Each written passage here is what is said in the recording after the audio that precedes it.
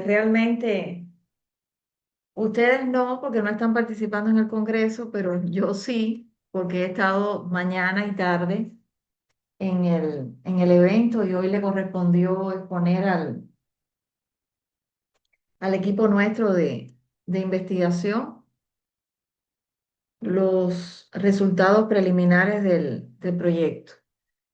Bien, comenzamos una nueva unidad, la última unidad temática del semestre. Omar, al final necesito que te quedes en sala. Listo, Comenzamos la última unidad temática del semestre, del sílabo. Ya creo que ya pueden ir cruzando los dedos porque ya van a salir de mí. No, no es viceversa. Ustedes van a salir de mí. Entonces, ya hay actividades en la plataforma, actividades que pueden visualizar, pero no pueden visualizar la actividad porque la actividad la acabo de imprimir en estos momentos para mañana entregársela. Son dos actividades prácticas. Una está con relación al cálculo de dosis, o sea, es aplicar los conocimientos que tienen de farmacología y llevarlos a la enfermería básica. Y la otra actividad es un caso clínico. O sea, que esta actividad está habilitada a partir de mañana a las 8 de la mañana. ¿Y por qué mañana a las 8 de la mañana? Porque el equipo uno y 2 mañana tiene práctica en Colonche, porque la indicación que se dio por dirección de carrera y por la dirección de investigación es que los estudiantes que no están participando la convención, pues deben tener sus actividades académicas con normalidad. Entonces, así no estaríamos perdiendo práctica, independientemente de que el lunes los equipos habían participado, pero igual no, todavía nos faltan dos temas de práctica importantes, que serían los cuidados de enfermería en pacientes con sondaje vesical y los cuidados de enfermería en pacientes con sondaje nasogástrico.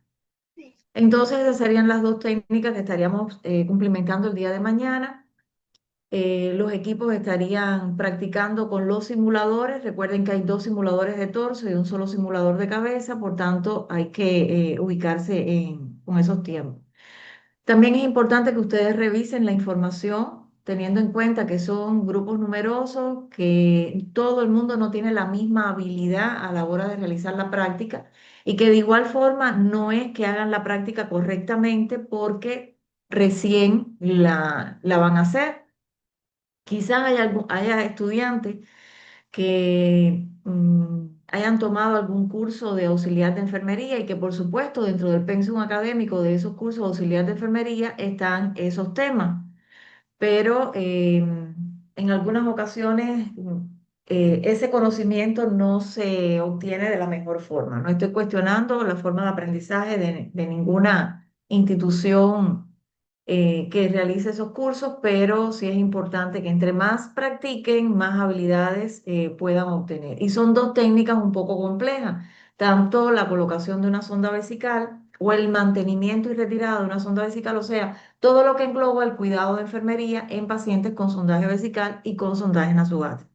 Porque no es solamente la inserción de una sonda, en el caso del sondaje nasogástrico u orogástrico, porque si ustedes leen la literatura, en el caso de los neonatos, la sonda no se debe insertar por la nariz, la sonda se debe insertar por la boca para que no haya complicaciones respiratorias en el neonato. Entonces, en el adulto sí, obligatoriamente se inserta la sonda nasogástrica, pero en el neonato, en el paciente pediátrico, la sonda es orogástrica. Pero entonces todo eso genera cuidados de enfermería, porque no es solamente insertar la sonda para un lavado gástrico, es también insertar la sonda para alimentar al paciente y qué precauciones se tiene con la alimentación del paciente, etcétera, etcétera. Entonces, todo eso nosotros debemos conocerlo desde el punto de vista teórico para poder en la parte práctica.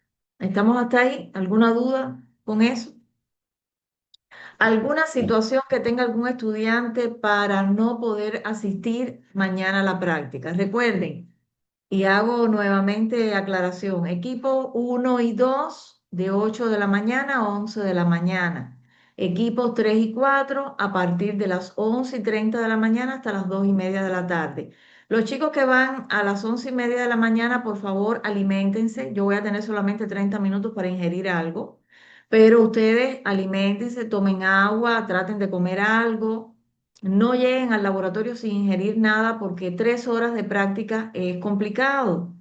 Entonces, se los digo yo que en muchas ocasiones ustedes no se dan cuenta, pero yo estoy sin comer nada y habla y habla y habla. Eso genera un esfuerzo físico eh, importante. No es esfuerzo físico, sino desde el punto de vista metabólico.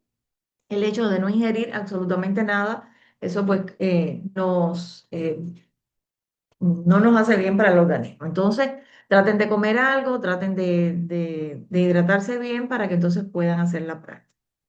De igual forma, siempre no vamos a estar las 3 horas en la medida en que ustedes vayan, sí, Aaron, te doy la palabra ahora, en la medida en que ustedes vayan cumplimentando las técnicas, que traten al menos de cumplimentar las dos técnicas. Si algún estudiante queda que no puede hacer una de las dos técnicas, bueno, ya quedaría para la próxima semana que todavía estaríamos viendo esa técnica. Pero tratemos de dedicarle también un poco de tiempo a esta parte de la unidad número 4 de la canalización de vías, la administración de medicamentos por diferentes vías, que es también un poquito complejo el manejo de la canalización de vías y la colocación de hidratación, que en algunos estudiantes también se les hace un poco difícil. Te escuchamos, Aarón. Buenas tardes.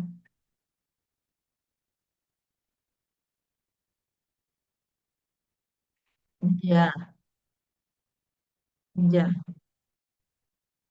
ya. Entonces, ¿pudieras ir en la mañana?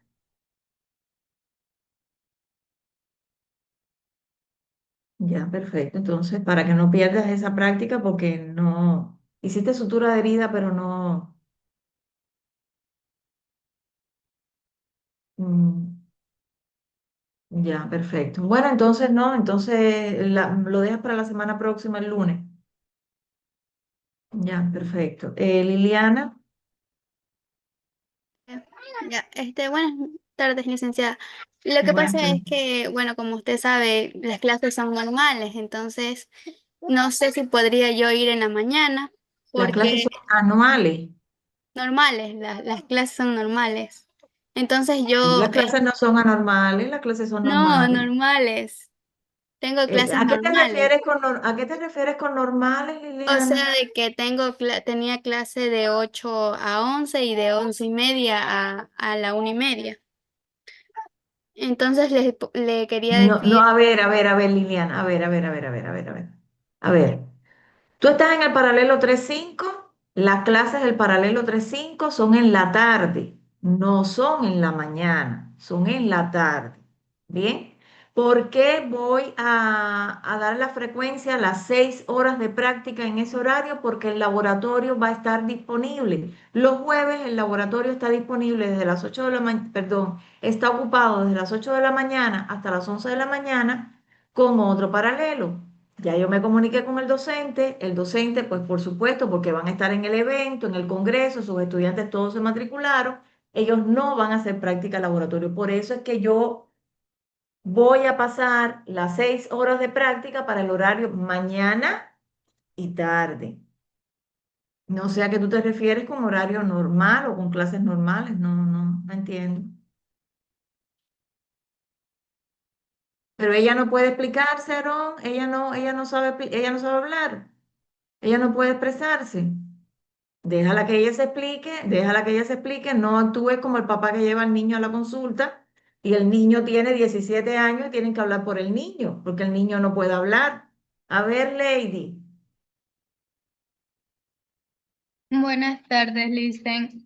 Verá que yo voy a poder asistir la clase de 8 de la mañana a 11 de la mañana, porque Liliana y ella nosotros estamos recibiendo clases también de cuarto semestre. Entonces, a nosotros no, nos chocan los horarios con el grupo que nosotros estamos, ya, con el horario que usted nos dijo.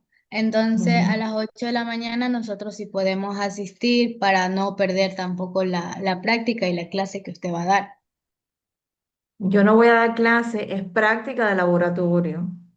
Práctica de laboratorio. Toda la parte teórica que ustedes tenían que conocer de la unidad número 3 ya ustedes la conocen. Si no la han estudiado, estudienla. Pero ya clase no hay. Lo que hay es Ya, práctica de pero laboratorio. Es llegar y directamente, para, para no faltar ahí, ahí sí ¿ya? queremos ir de 8 a 11. Ok, entonces traten de ver si hay si hay estudiantes del horario de las 8 a las 11 que puedan cambiar con ustedes, porque lo que sí no puedo tener es 40 y pico de estudiantes de 8 a 11 de la mañana y en el otro horario que no haya nadie. Porque recuerden que el laboratorio máximo 16 estudiantes, no más de 16 estudiantes. Yo no puedo tener 20 estudiantes en el laboratorio porque los 20 estudiantes no pueden hacer la práctica a la misma vez. Entonces, a eso es a lo que yo me refiero. Por mí no hay ningún tipo de problema, pero lo que sí es que no puedo tener muchos estudiantes en ese horario de la mañana y después en el horario de las 11:30 de la mañana que no haya estudiantes o que hayan 3 estudiantes nada más. ¿Comprende? Sí, listen, gracias. Bien. Otro estudiante que con alguna situación, alguna novedad, algo en particular.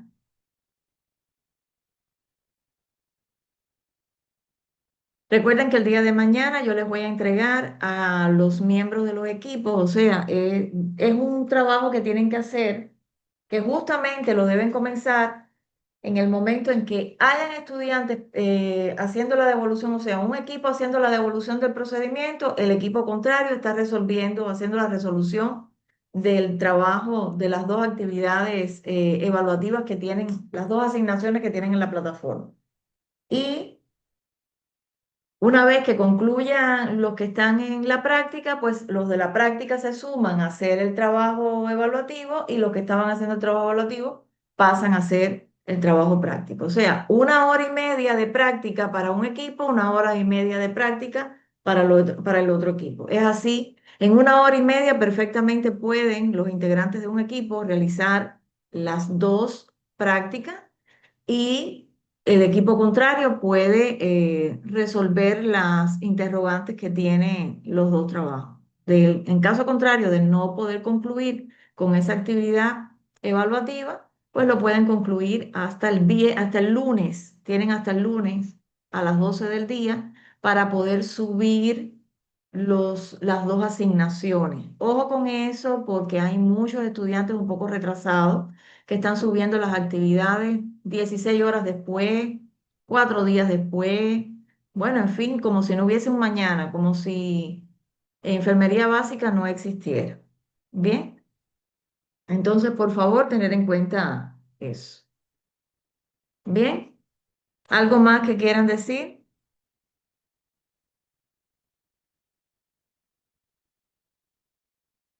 Bueno,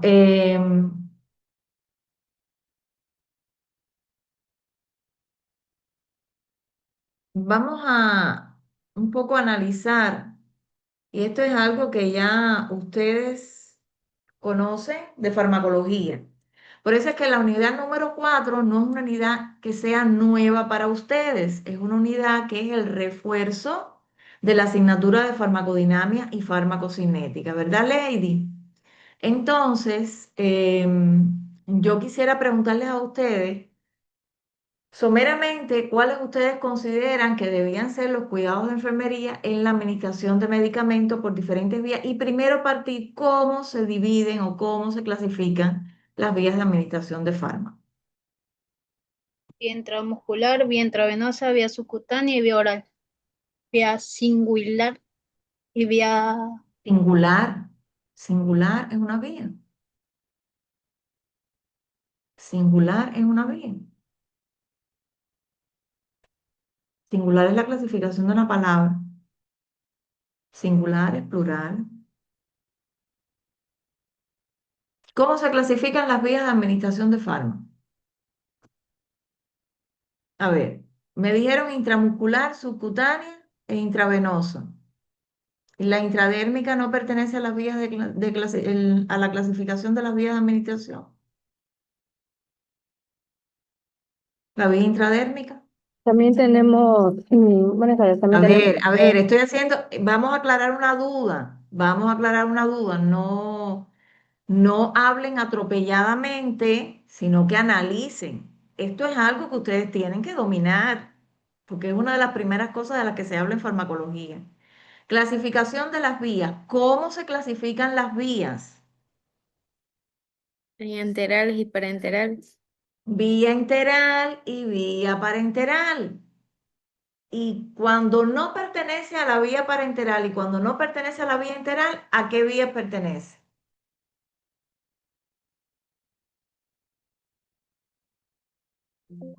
A la vía tópica. A las mucosas. Y dentro de la clasificación de las mucosas, ¿cuáles son las que están dentro de esa clasificación?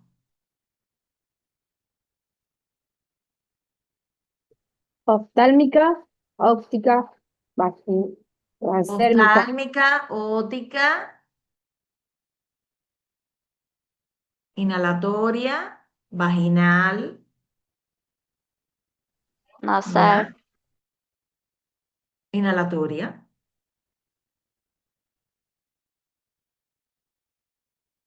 Ahora, dentro de la vía enteral, ¿cómo se clasifica la vía enteral?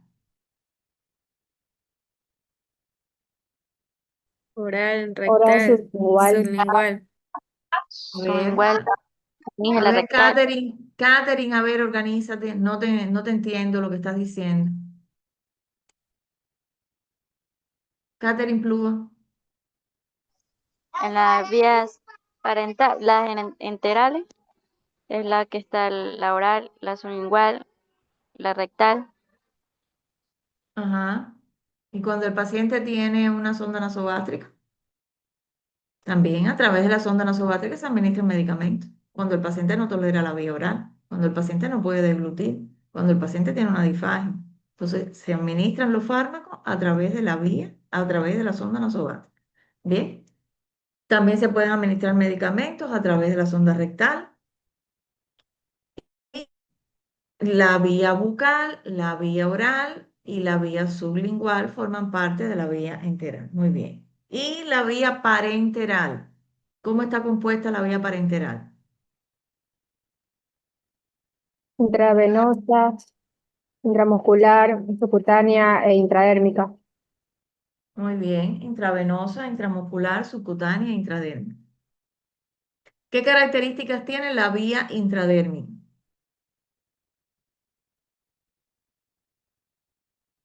Que se inyecta en la dermis. Que se inyecta en la dermis. ¿Seguro?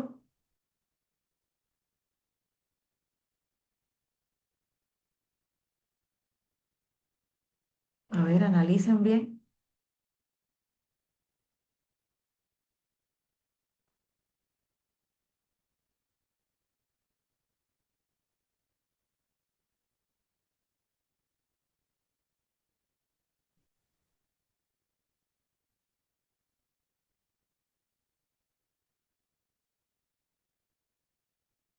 En la capa dérmica de la piel. ¿En la qué?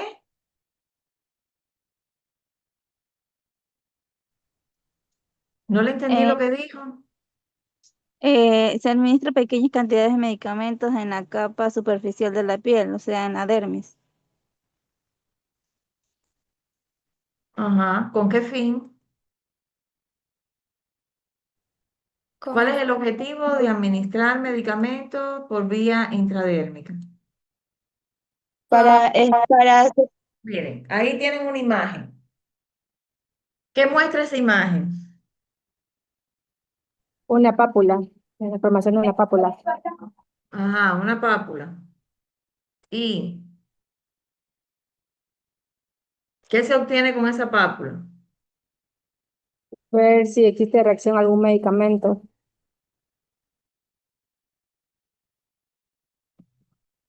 Señores, para identificar una prueba de alergia.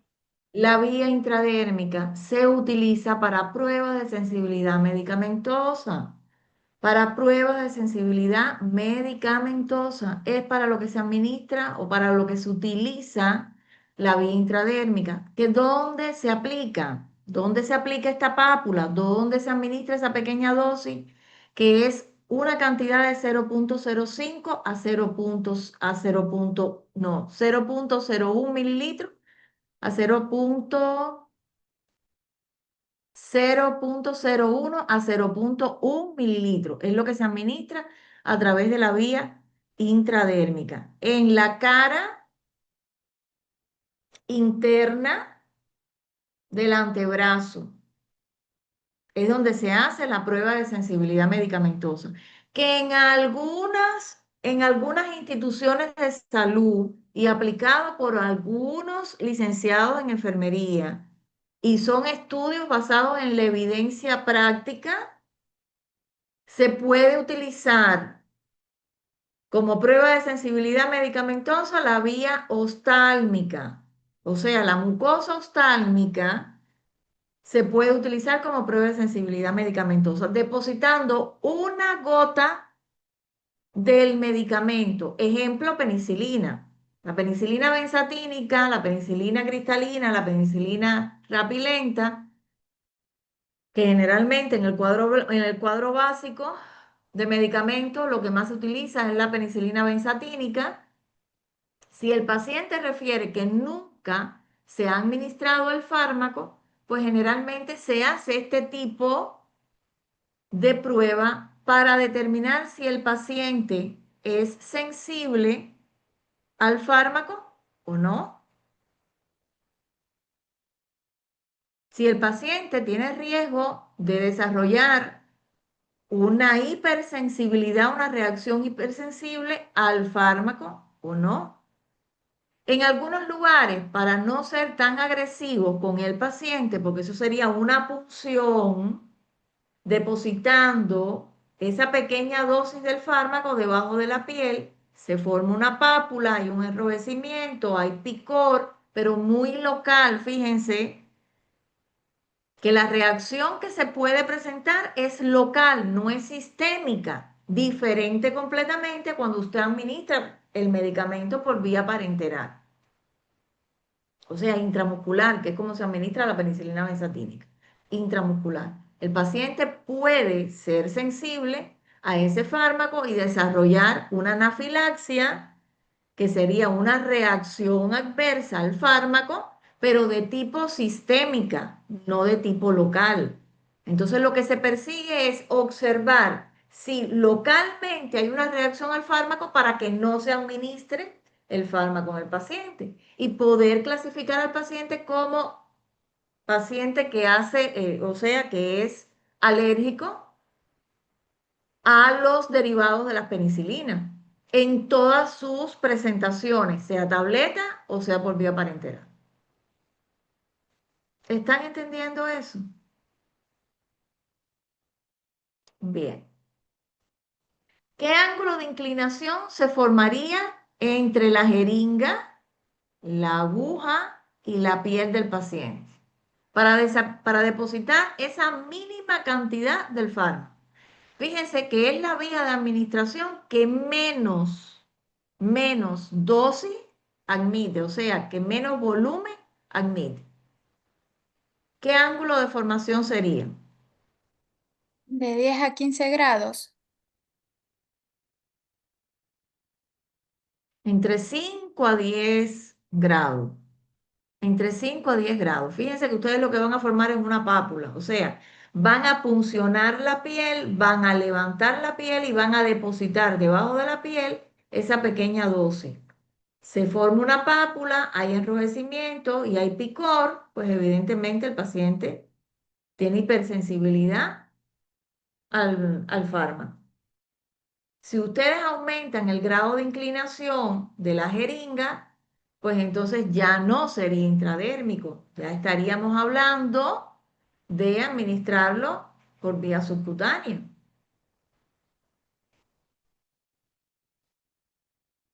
Bien.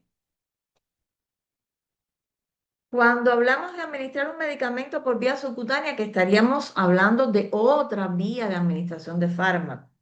¿Cuál sería, cuáles serían los medicamentos que se administran por vía subcutánea? ¿Cuál es el volumen que admite la vía subcutánea? ¿Qué medicamentos generalmente se administran? ¿Cuáles son los sitios de preferencia para administrar un medicamento subcutáneo? A ver, los escucho. Fíjense que esto es un recorderis de algo que ya ustedes tienen que saber de farmacología. No les estoy diciendo absolutamente nada nuevo. Esta unidad número 4 no es nueva para ustedes. Y es algo que ustedes conocen.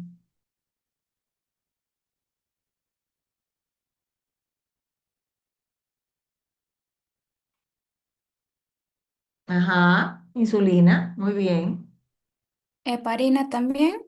Heparina sódica, fraxiheparina, enoxaparina, o sea, heparinas de bajo peso molecular. ¿En qué pacientes se utiliza la heparina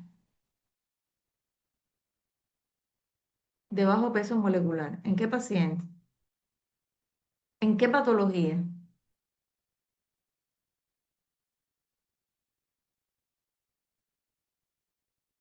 Recuerden que las heparinas pueden venir en jeringas prerellenas, que solamente es administrar, pero también se pueden preparar a partir de un vial.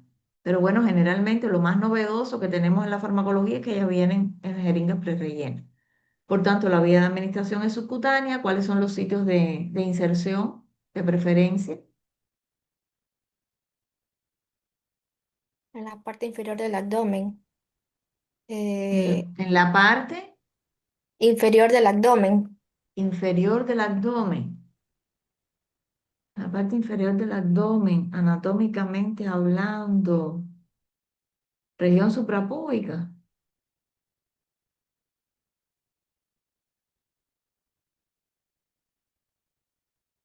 O no les dice algo o les dice algo la región periumbilical. Región periumbilical no es la parte inferior del abdomen, es la región periumbilical, que generalmente se administra a favor de las manecillas de reloj, dos traveses de dedo, ubicándonos en el ombligo, o sea, la región periumbilical, dos traveses de dedo por encima, por debajo y a ambos lados de la región umbilical. Esos son los sitios de preferencia. La región deltoidea también es de preferencia para administrar tanto insulina como fraxieparina, como heparinas de bajo peso molecular, y también los vastos femorales. Esos son los sitios de elección para administrar insulina y para administrar fraxieparina. Cuando administramos un medicamento subcutáneo, ¿qué característica tiene la inclinación en el momento de hacer la punción y qué debemos hacer para establecer esa punción? ¿Qué precaución debemos tener?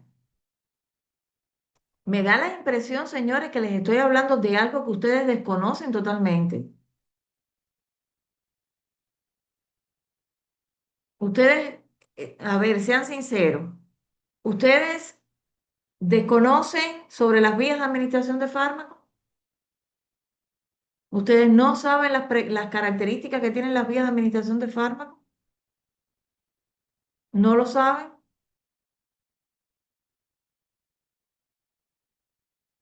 33 estudiantes en sala y nadie habla, todo el mundo está mudo. A ver, Douglas, quiero escucharte.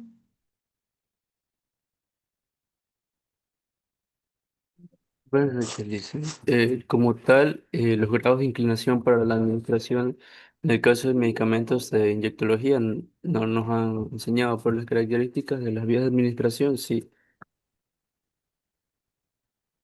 ¿Y qué características tiene la vía de administración? Pero es que si les dan las vías de administración, ¿cómo no les van a dar los ángulos de inserción? Es que una cosa, bueno, en fin, cállate la boca, a ver.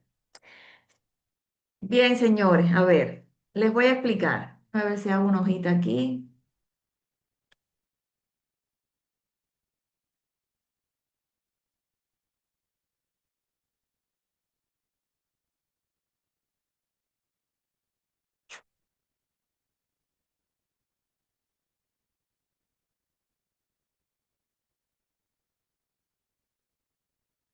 Aquí lo tienen.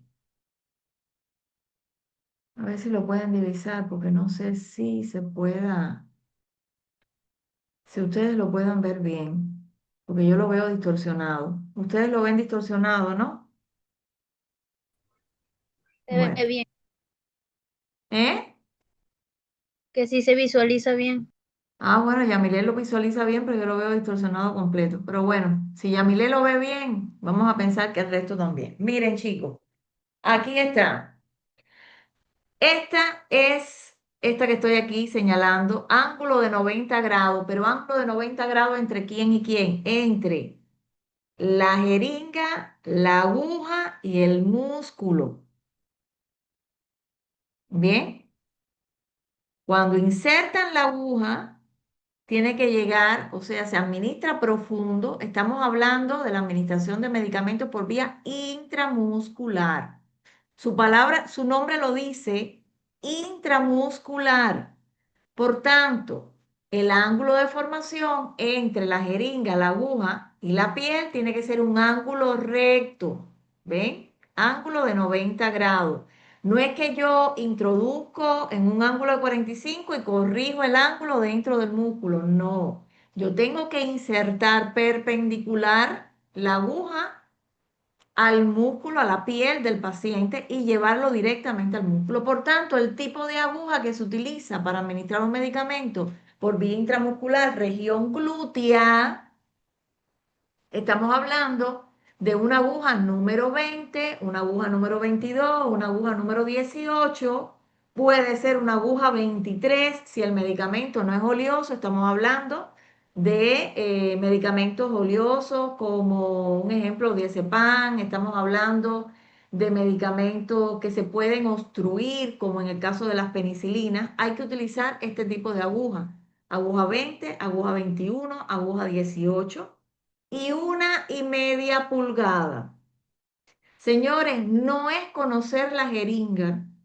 La jeringa no tiene nada que ver con la aguja. Usted puede tener una jeringa número 20 y la aguja ser una aguja 23, o sea, la hipodérmica ser, o la descartable ser, o el punzo cortante ser, como le quieran llamar, 23 y 1 pulgada. Entonces, no me sirve para administrar un medicamento intramuscular, porque por supuesto no vamos a administrar un medicamento intramuscular con una jeringa de 20 mililitros, con una jeringa de 20 mililitros, con una jeringa de 10 mililitros. Vamos a administrar medicamentos por vía intravenosa. Bien, por vía intravenosa. Por vía intramuscular vamos a utilizar jeringa de 3 mililitros, vamos a utilizar jeringa de 5 mililitros, esas son de preferencia. Hay algunas jeringas de 2,5 mililitros, hay algunas de 2,5 mililitros, pero bueno, en su gran mayoría de 5 mililitros, de 3 mililitros, y vamos a utilizar agujas 20, 21, 18 y 1,5 pulgadas, o sea, pulgada y media. Bien, ahora podemos tener agujas 23, podemos tener agujas 22 y pueden ser 1 pulgada. Ahora, esas agujas se pueden utilizar para administrar medicamentos subcutáneos. Bien, aquí, como esta segunda imagen que les estoy presentando, que el ángulo de inclinación es de 45 grados. Ahora, también podemos utilizar para administrar medicamentos subcutáneos jeringas de 1 mililitro, que son las jeringas de insulina y jeringas de tuberculina, que la aguja o la hipodérmica es número 25, número 26, número 27, media pulgada. O sea, el bisel de la aguja es bien pequeño. ¿Por qué? Porque el medicamento va a quedar depositado en el tejido celular subcutáneo, pero no lo vamos a ingresar profundo, sino que el mismo tejido celular subcutáneo lo va a absorber, diferente completamente a la vía intramuscular.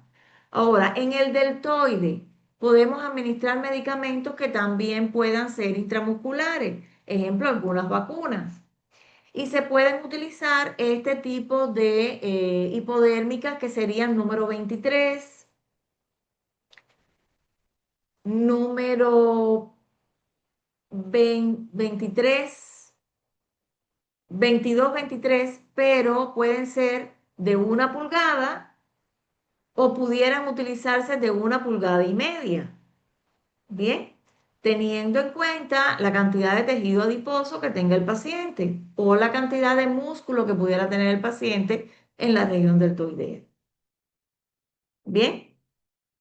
No es una camisa de fuerza. Ustedes, miren, no hay una correspondencia entre la aguja y la jeringa. Realmente no hay una correspondencia. La correspondencia la hacemos nosotros en el momento de administrar el fármaco. Y eso entra dentro de los cuidados de enfermería que debemos tener nosotros a la hora de administrar un medicamento. Porque ustedes pueden estar en un centro de salud y eh, ustedes pueden estar en un centro de salud y puede llegarles un paciente a colocarse una benzatínica, un paciente de 10 años, a colocarse una benzatínica indicada por el facultativo, por supuesto, y el familiar les va a entregar el vial, el agua para inyección, o sea, el disolvente o el reconstituyente, mejor dicho, y les va a entregar una jeringa. Esa jeringa generalmente es de 5 mililitros. Pero la precaución que ustedes tienen que tener, independientemente de todas las precauciones para administrar ese fármaco, es el cambio de la aguja a la hora de puncionar al paciente.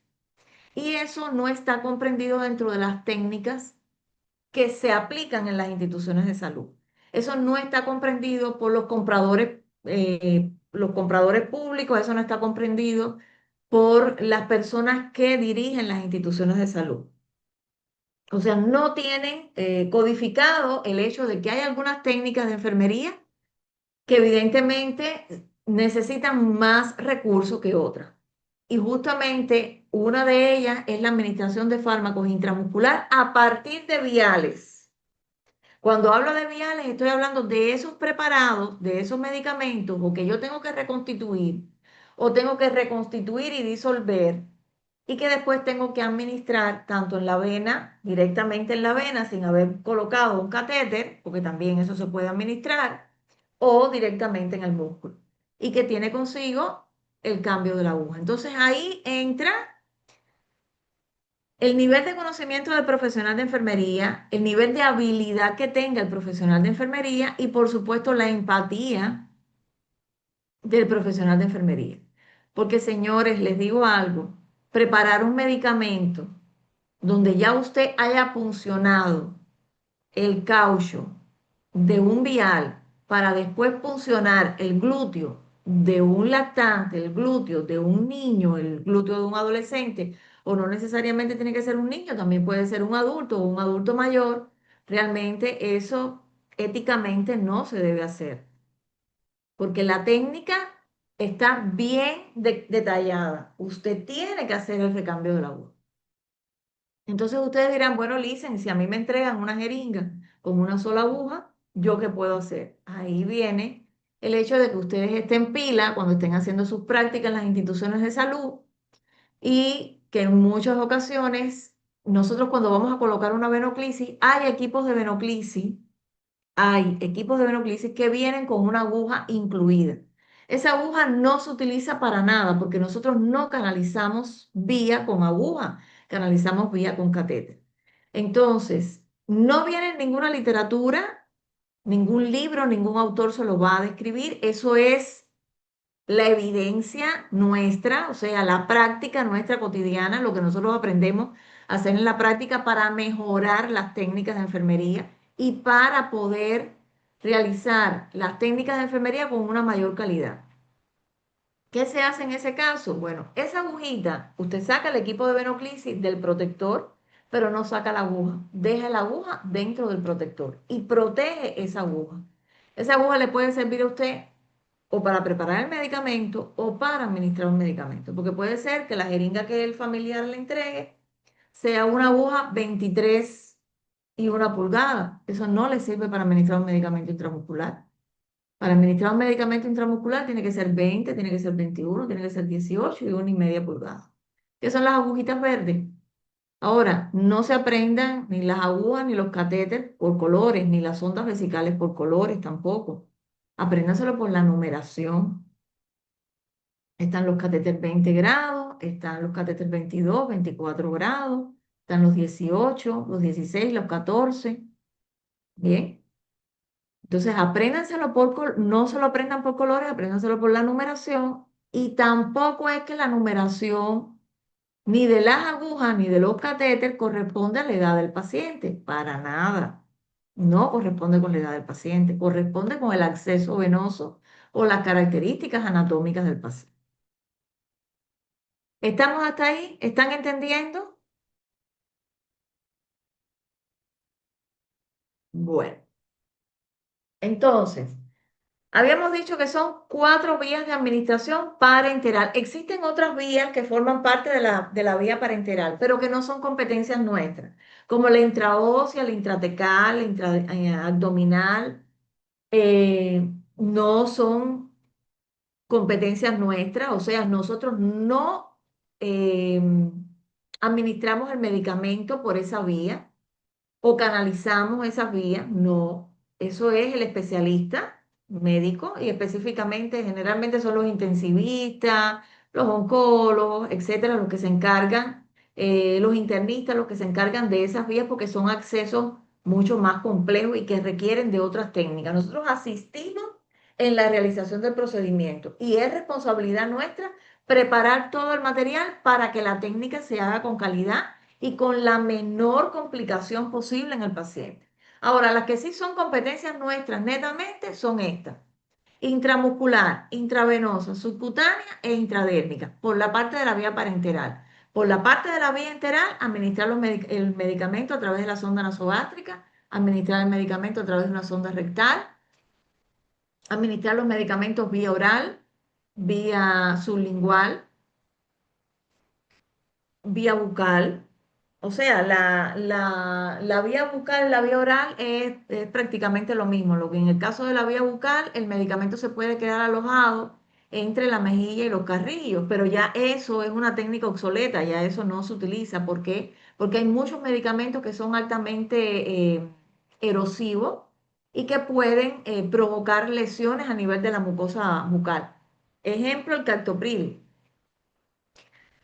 Ya el captopril, bueno, el captopril está eliminado del cuadro básico de medicamentos del Ecuador, pero antiguamente el captopril tenía una función que se podía colocar, o sea, tenía una forma de administrar que se podía colocar a nivel sublingual. ¿Qué sucedió? Que se comprobó que podía provocar lesiones a nivel eh, de la mucosa sublingual, que podía provocar incluso hasta lesiones bien, bien complejas para el paciente y que por supuesto era muy doloroso. Entonces, ya los nuevos medicamentos, o sea, derivados o del captopril o de los priles, se utilizan solamente por vía oral. O sea, el paciente ya lo ingiere y evidentemente hace un efecto, el efecto deseado, que es lo que se trata de buscar.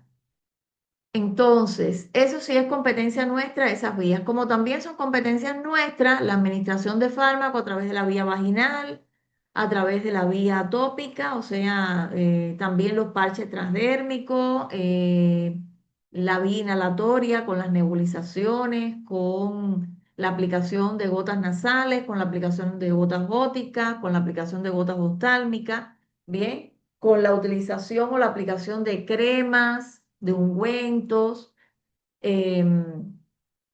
con la administración de elixir, de preparados que hay que primero disolver para después poder ingerir.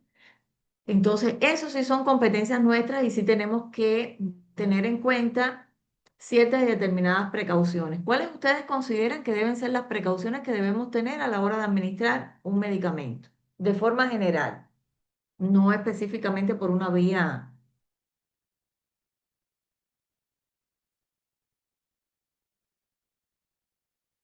Que el paciente no sea alérgico al medicamento que le vayamos a colocar. Ajá, está bien. Muy bien, que el paciente no sea alérgico. Y para saber que el paciente no es alérgico, ¿qué debemos tener en cuenta? ¿Qué debemos revisar? ¿Qué debemos preguntar? Preguntarle al paciente si es alérgico al medicamento que le vamos a colocar. Ajá. ¿Antecedentes de alergia a algún fármaco o algún derivado del fármaco también? Eh, ¿Qué otra cosa deben tener en cuenta? ¿Qué otra precaución?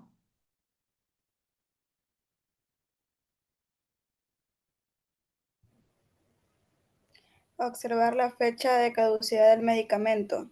Muy bien, observar la fecha de caducidad del medicamento. ¿Qué otra precaución? Que el medicamento que vamos a colocar sea el indicado, o sea, sea el indicado o sea el que el médico esté indicando. Sí, estás hablando de lo mismo. Sea el medicamento prescrito, exactamente. Muy bien. Que sea el medicamento prescrito, que sea la dosis indicada, que sea en el horario que está indicado por el facultativo, que no haya antecedentes de alergia por parte del paciente, porque hay veces que los pacientes no saben cuál es el diagnóstico que tienen y mucho menos cuál es el tratamiento farmacológico que tienen.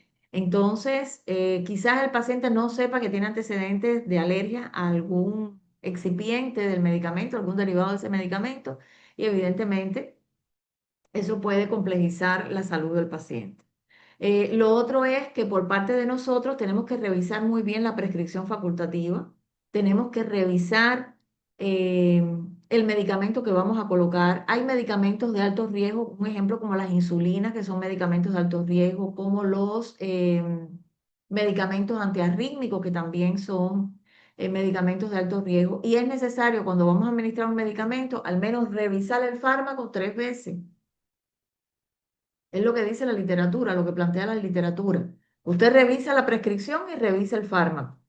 Antes de administrar el medicamento, vuelve a revisar el fármaco y lo comprueba con la prescripción. Si es 3 gramos o 3 miligramos de un medicamento, que sean los 3 miligramos y ver que la fecha de caducidad del fármaco, ver que sea ese fármaco, porque hay muchas ampolletas o hay muchas presentaciones de fármacos que son muy similares.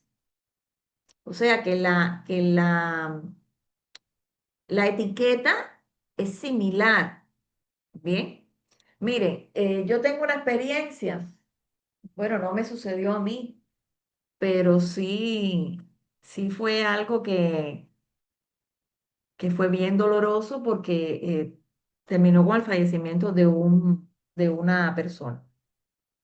Hace muchos años, en el hospital donde yo trabajaba, en el servicio de medicina interna, que es una sala abierta, que son servicios muy amplios, de 31 camas, y generalmente trabajan 2 enfermeros. En Cuba no existe el auxiliar de enfermería. Esa nomenclatura no existe. O eres técnico en enfermería o eres licenciado en enfermería, pero el auxiliar de enfermería, esa nomenclatura no existe. Y entonces, se acostumbra mucho a que si el familiar del paciente es profesional de la salud, pues generalmente el familiar es el que se encarga de administrar el medicamento. Fíjense que cuando ustedes van a los protocolos, eso no puede suceder. Usted es familiar, usted puede ser médico, usted puede ser lo que sea, pero usted está en calidad de familiar. Y por tanto, el familiar solamente se circunscribe a qué? A estar sentado al lado de su familiar, acompañar a su familiar. Una cosa sí tiene que quedarles claro a ustedes. Ustedes son responsables de la administración del medicamento del paciente. Ustedes son responsables de los cuidados de enfermería del paciente. Ustedes pueden tener muchos pacientes en el servicio, pero ustedes tienen que organizar su horario. Usted puede comenzar 30 minutos antes a administrar fármacos y puede concluir 30 minutos después. Eso no tiene absolutamente nada que ver. Ahora, lo que usted no puede administrar 3 horas antes un fármaco, puede administrarlo 3 horas después, porque ya ahí perdió por supuesto, el ciclo lógico de la administración. Pero lo que usted sí no puede hacer es encargarle a otra persona que administre los fármacos. Porque hay una cuestión muy importante en la administración de fármacos, que usted lo administra, usted se responsabiliza, usted firma como que usted administró el fármaco y usted comprueba las posibles reacciones o complicaciones que se haya tenido de ese medicamento. ¿Por qué les digo esto? Porque eso fue lo que sucedió con esa persona. Enfermera de muchos años de experiencia, su papá estaba hospitalizado, o sea, yo profesionalmente no la conocía, no sé de qué hospital ni de qué lugar era, sé que estaba como acompañante de su papá y su papá tenía un cuadro respiratorio, había que colocarle aminofilina, que es un medicamento que aquí en Ecuador no se utiliza, pero que es un medicamento muy bueno para las crisis de asma y para los edemas agudos del pulmón, porque es un vasodilatador. Entonces, descongestiona bastante. Entonces, pero es un medicamento que tiene muchas precauciones a la hora de administrarlo. ¿Por qué razón? Porque si usted lo administra rápido, como es la tendencia aquí en Ecuador, administrar los medicamentos intravenosos, administrarlo volando, a no disolverlo, y entonces el medicamento intramuscular te lo disuelven 3 veces lo que tienen que disolver el medicamento intravenoso y te lo administran lento como si fuera un medicamento intravenoso. O sea, yo no sé por qué lo hacen al revés, pero bueno. Entonces, en Cuba había muchas ampolletas, o sea, la etiqueta de las ampolletas era muy similar. Eran ampolletas de 10 mililitros, transparente completamente, la ampolleta con una etiqueta blanca y azul. Y así venía el gluconato de potasio, venía el sulfato de magnesio, venía la aminofilina y venía la dextrosa. O sea, eran 4 medicamentos que tenían casi similar presentación, excepto el gluconato sí, el gluconato de potasio, que venían en ampolletas de 20 mililitros. Pero todo lo demás era igual, etiqueta blanca y azul. Entonces, ¿qué es lo que teníamos que hacer? Teníamos que revisar bien, comprobar la indicación facultativa contra el medicamento que íbamos a utilizar. Entonces, esta profesional en aras de ayudar también al personal de enfermería, porque vamos a verlo, ahí no había ninguna otra mala intención, porque era su papá. Ella le estaba cumpliendo los medicamentos a su papá. Ella, con tal de ponerle medicamentos a la hora al papá y ayudar al personal de enfermería, ¿qué le dice a la enfermera? No, señor, deme los medicamentos de mi papá, que yo los preparo y yo se los administro. ¿Y qué hace ella? Toma de la cajita de los medicamentos, porque no estaban numerados tampoco, o sea, había una cajita que era todo de dextrosa, había otra cajita que era todo aminofilina, etcétera, etcétera, y ella toma 2 ampolletas. Nunca tomó la dextrosa, tomó 2 ampolletas de aminofilina. Y lo que pensó que estaba haciendo, que era disolviendo la aminofilina en la dextrosa, era preparando doble dosis de aminofilina. Para no hacerle la historia larga, porque la historia no terminó bien, el paciente falleció, evidentemente por una sobredosis de medicamento y porque no se disolvió el medicamento y obligatoriamente la aminofilina hay que disolverla y disolverla bien y pasarla bien lenta. Incluso usted puede estar hasta 20 o 30 minutos administrando aminofilina, porque el paciente puede hacer taquicardia, el paciente puede tener náuseas, el paciente puede perder el nivel de conciencia, o sea, puede hacer hasta una parada respiratoria, etcétera, etcétera. Una parada cardíaca, que fue lo que sucedió con el paciente. Automáticamente que él comenzó a administrar el fármaco, muy lento, eso sí, ella lo entendió, ella se sentó y empezó a administrarle lento, lento, lento, pero le estaba administrando el medicamento puro, no disuelto, puro. Y el paciente hizo una arritmia, hizo una parada cardíaca y el paciente falleció. Cuando se comprueba, porque se busca qué fue lo que ella administró, estaba ahí en la bandeja, o sea, no se desechó absolutamente nada. En medio de toda aquella situación que se comienza a reanimar al paciente, etcétera, etcétera, la primera pregunta que te hace el médico es, ¿qué pasó? Porque el médico no está ahí. El médico es llamado. El médico no está ahí en el servicio. Y mucho más cuando se está de guardia. Viene el médico y dice, ¿qué fue lo que sucedió? Se busca la historia clínica, a ver cuál es el diagnóstico de este paciente, qué era lo que tenía este paciente, qué era lo que tenía indicado al paciente y qué era lo que se le estaba haciendo en ese momento. No se le estaba administrando la aminoxiclina. Y cuando se busca en el medicamento, que estaba, las dos ampolletas estaban encima de la bandeja, se comprueba que las dos ampolletas pertenecían al mismo medicamento. Nunca se disolvió el medicamento.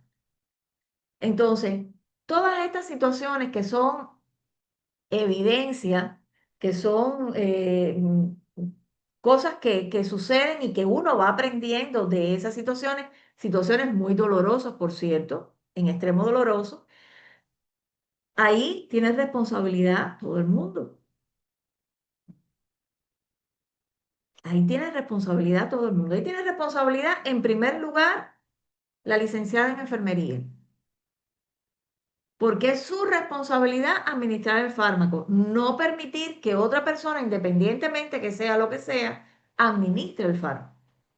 Tiene responsabilidad la persona que lo administró, porque es la persona que lo administró, que no podía hacerlo porque no estaba en funciones. Ella no estaba en función. Entonces, eso conllevó sanción para el personal de enfermería porque lamentablemente es responsabilidad del personal de enfermería. Entonces es muy importante que ustedes tengan en cuenta eso porque ustedes en un futuro, van a trabajar en instituciones de salud y en muchas ocasiones hay personas que de muy buena fe, no, mira, yo soy auxiliar de enfermería, no, mira, yo soy licenciada en enfermería, no, mira, yo soy médico, no, mira, yo soy cirujano, no, está bien. Usted con mucha educación, pero usted le expone sus criterios. Usted es la responsable de ese paciente, independientemente de que sea el padre del presidente del país. Usted puede ser el presidente del país, pero de la puerta del hospital para afuera, de la puerta del hospital para adentro, usted es familiar y como familiar, su función es estar acompañando a su familiar, no administrando medicamentos.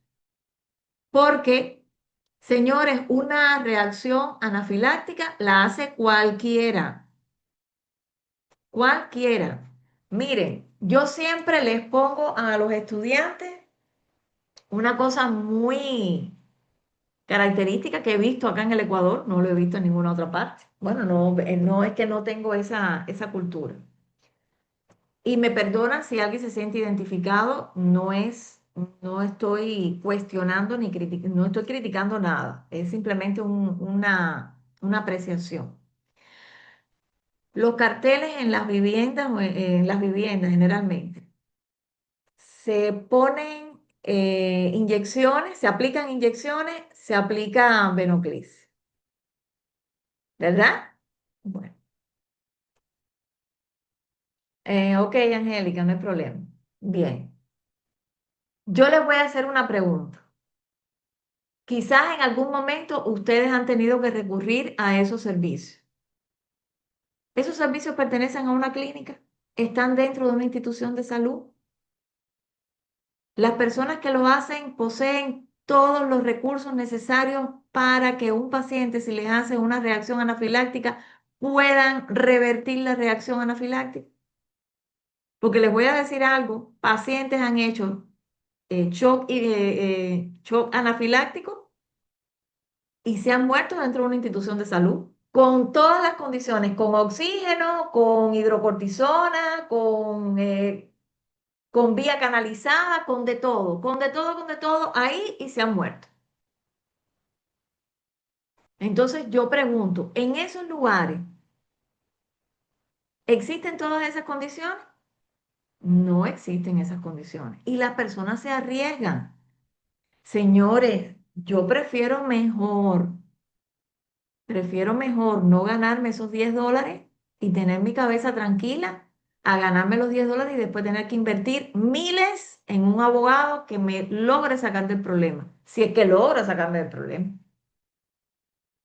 Porque si usted puso un medicamento y usted no tiene licencia para ejercer.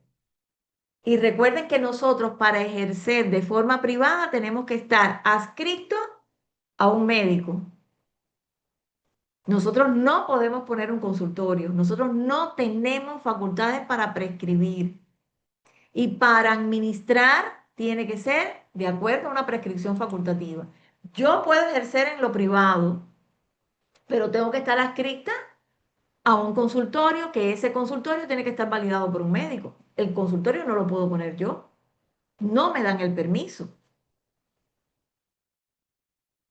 Entonces, el cartel, sí, perfecto, está muy bien el cartel. Yo no estoy criticando el cartel, yo lo que estoy es preocupada, porque no soy nadie para cuestionar, preocupada por la actividad que se hace en ese lugar y bajo qué normas se hace en ese lugar.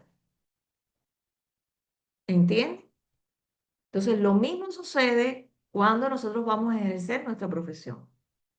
Tenemos que tener mucho cuidado, tenemos que verificar bien qué es lo que vamos a hacer, cómo está indicado, incluso esa indicación facultativa pudiera ser que tuviese un error. No es que estoy cuestionando la capacidad del médico, pero quizás en el momento en que el médico fue a transcribir a la historia clínica digital o a la historia clínica manual, o fue a escribir, a prescribir la indicación, cometió un error, un error de una dosis, un error de una vía.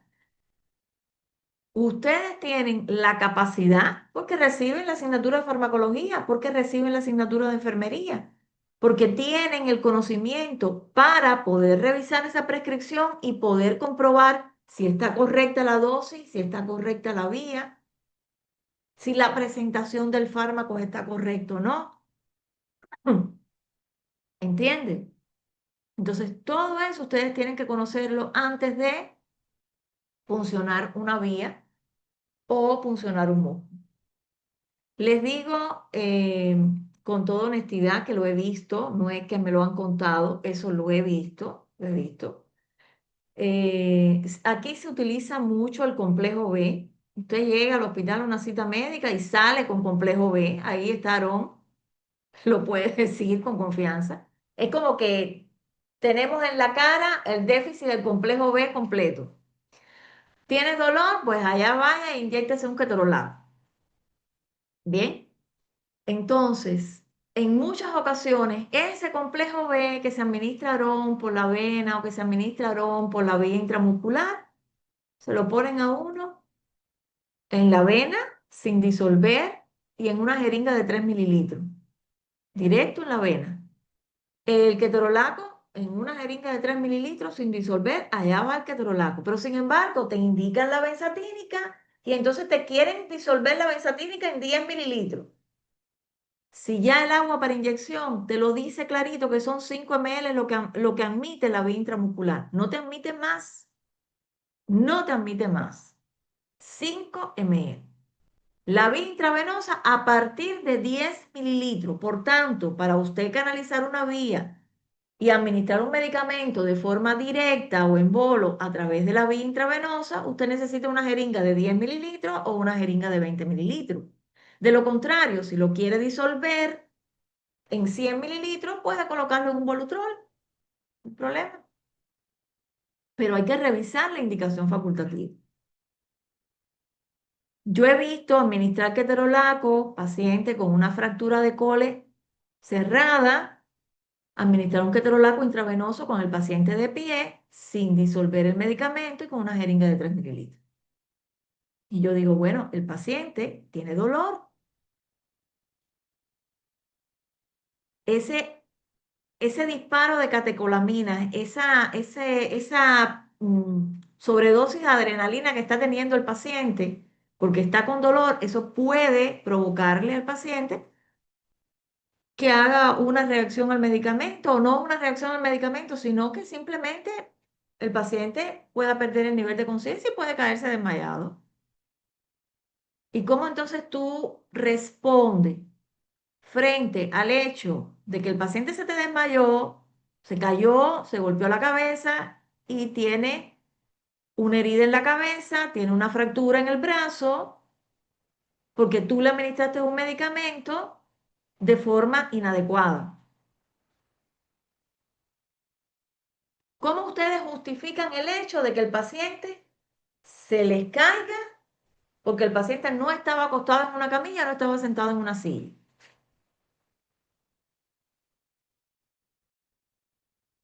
Y la respuesta no puede ser, es que tengo mucha demanda de pacientes, estoy apurada. Esa no es la respuesta, porque usted tiene que organizar los tiempos, para eso existe una clasificación, para eso existe un triaje, para ver cuál es el nivel de prioridad que tiene el paciente. ¿Quién pasa primero? ¿Quién puede esperar?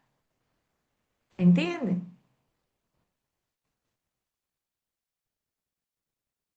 Entonces, volvemos nuevamente, un poquito ya para finalizar, volvemos nuevamente a la clasificación de la vía parenteral.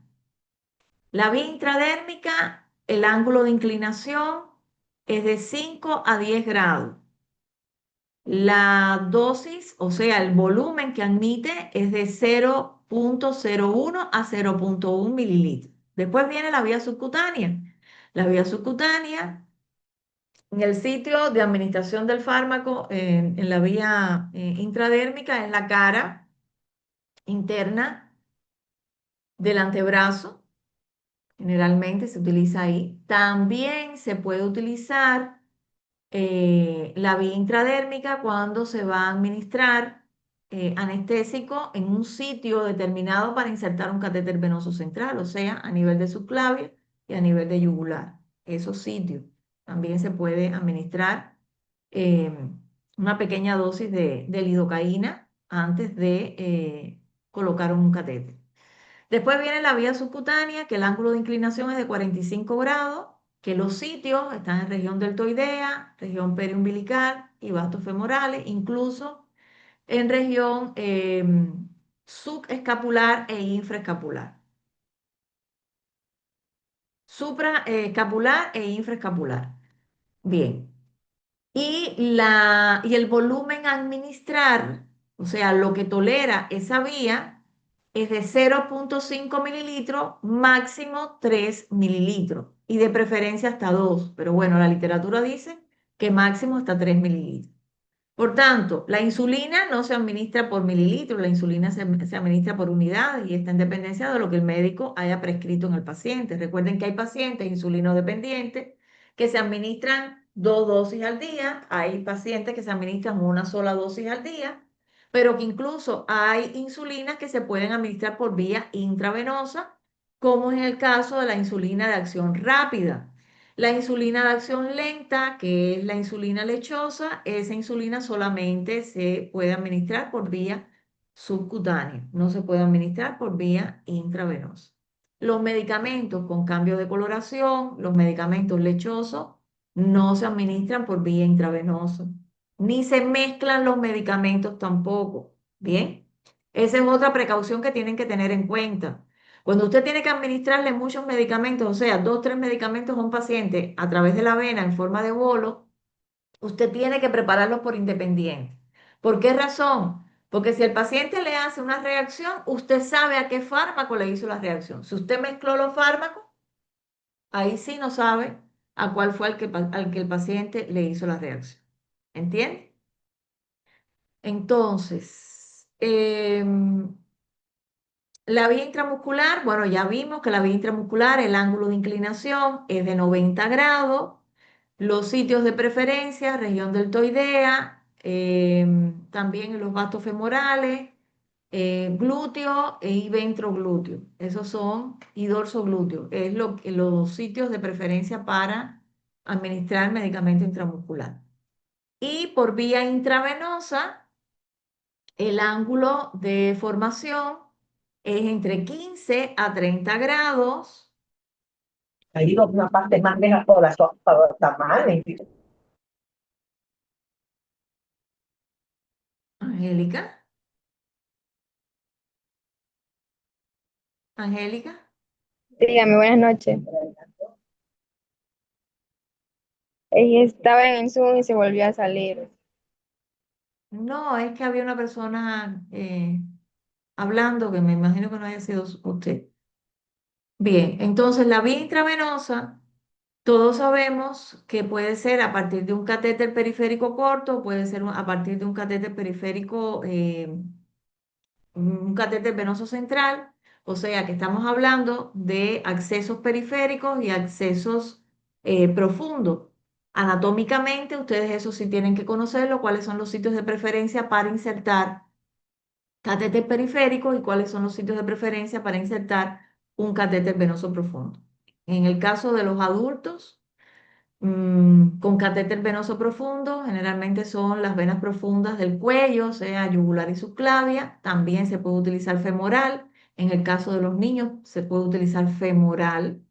En el caso de los niños, para accesos periféricos, estarían las epicraniales. En el caso de los neonatos, se puede utilizar las epicraniales y los accesos periféricos de los miembros inferiores. En el caso de los adultos no es conveniente, ojo, no es conveniente canalizar en miembros inferiores por riesgos circulatorios. Pero en el caso de los niños sí se puede utilizar. ¿Por qué? Porque el volumen a administrar en los niños es mucho menor. Recuerden que en los adultos se administran grandes volúmenes de líquido. En el caso de los adultos con adultos mayores con problemas respiratorios, cardiovasculares, circulatorios, renales, el volumen a administrar, pues por supuesto, es bien restringido. Por tanto, la sobrehidratación hay que tenerla en cuenta como una complicación derivada de que no se haya regulado correctamente el goteo a administrar. Bien. Entonces, ¿qué les queda pendiente para estudiar de la parte de las vías de administración? Bueno, lo importante son los sitios, en el caso de la vía intravenosa, los sitios de preferencia para insertar catéter periférico, porque es lo que ustedes van a practicar en el laboratorio con la simulación. Los cuidados de enfermería en la canalización de vía. Toda esa información está en la plataforma. Yo les subí la información, o sea, los PowerPoint con la información se los subí. Deben revisar eso, los cuidados de enfermería en la administración de medicamento intramuscular, en la administración de medicamentos subcutáneos, en la administración de medicamento intravenoso e intradérmico. Cuidados de enfermería, objetivos, materiales a utilizar y bueno, por supuesto, la técnica propiamente. Bien, que lo vamos a estar viendo la próxima semana, la próxima semana. Si ya finalizamos mañana con la técnica de sondaje vesical y sondaje nasogástrico, pues estaríamos comenzando ya la próxima semana con los cuidados de enfermería en la administración de medicamentos por diferentes vías, pero específicamente por la vía parenteral, que es la más compleja. Bien, la vía oral, ustedes deben conocer toda la parte también de los cuidados de enfermería con la vía oral, que generalmente está dado por la dosis del fármaco, por si el paciente, la valoración del paciente, si el paciente es dependiente o no es dependiente. Si el paciente tolera la vía oral y el paciente no tiene ninguna limitación, el paciente solo ingiere el medicamento. Nosotros lo que tenemos es que garantizar, comprobar que el paciente lo ingiera de forma correcta. En el caso de los enfermeros, que trabajan en unidades de atención a pacientes psiquiátricos, o sea, pacientes con trastornos del sistema nervioso central, pues una de las cuestiones que deben tener en cuenta es que hay que verificar la ingesta del medicamento, porque hay muchos pacientes psiquiátricos que se esconden el medicamento sublingual o que no se toman el medicamento. Entonces, una de las precauciones que tienen, que realizan los enfermeros que trabajan en esas unidades es pedirle al paciente que abra la boca, que saque la lengua, que levante la lengua, para entonces poder comprobar que el paciente no se guarda el medicamento en los carrillos o en las mejillas o en la vía sublingual para no consumirlo. Entonces, una de las cuestiones. Y el paciente tiene que tomarse el medicamento frente al enfermero. Eso es lo que se hace en las unidades de atención a pacientes psiquiátricos. Bien, ¿alguna duda que tenga?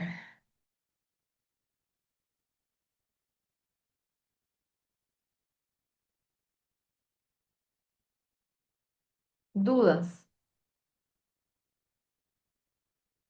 ¿No hay dudas? Bueno, el que cae otorga, como dicen por ahí. Vamos a pasar la asistencia. Álava Belis, Presente. Basurto de la A, Presente. Bernabé Villón, Bernabé Villón, Campo Verde Rondoy, Presente. De la Cruz Tomalá, Presente, buenas noches. Delgado Tomalá, Presente. Florencio Rivera, Buenas noches, presente. Flores Castro, Flores Castro, Presente. Flo- Flores Tomalá, Buenas noches, presente. Gonzabay Bailón. Presente. Despierten que están dormidos. Gonzabay Encalada, Presente. González Alomoto, Presente, Miss. León Vargas, Presente. López Bastida, Presente, licenciada. ¿cómo estás, Hilda? Ahí todavía con la molestia. Magallán Suárez, Presente, licenciado. ¿qué te pasa, Douglas? Pero mucho la garganta. ¿Estás con gripe? Sí, estoy con bastante grifo. Ya. Matías Balón, bueno, si estás Buenas enfermo noches, presente. mañana, si estás enfermo mañana no asistas así con esa gripe porque anda, incluso hay toferina, hay COVID nuevamente, el clima no nos está ayudando mucho. Méndez Hidalgo, Buenas noches, presente. Mero Rala, Buenas noches, presente. Mite Lindao, Mite Lindao, Mujica Mero, Buenas noches, presente. Orrala Borbor, disapía. Si no, no sigue. Orrala González, Buenas noches, presente. Palma Muñoz, Buenas noches, presente. Panchana González, Buenas noches, presente. Panchana Montoya, Plúa Quijije, Presente. Pozo Malavé, Presente. Jimmy González, Jimmy González, Ramírez Perero, Buenas noches, presente.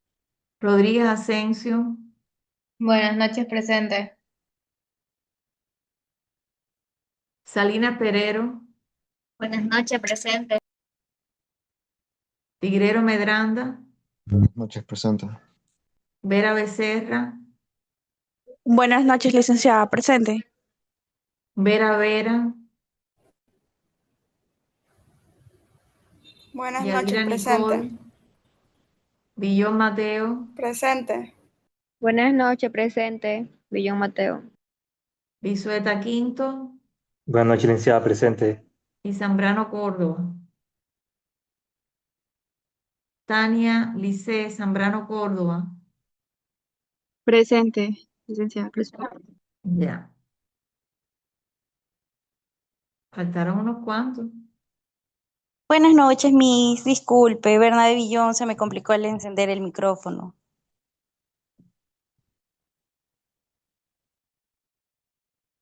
Ya.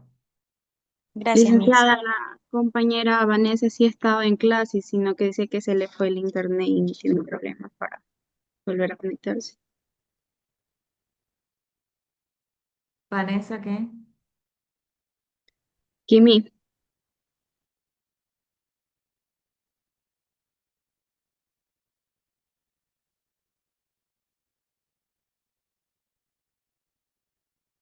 Bien. Bueno, chicos, mañana entonces, 8 de la mañana, los equipos 1 y 2. Los que estén con gripe, por favor, no asistan. No se hagan los altruistas ni los que van a defender el mundo, que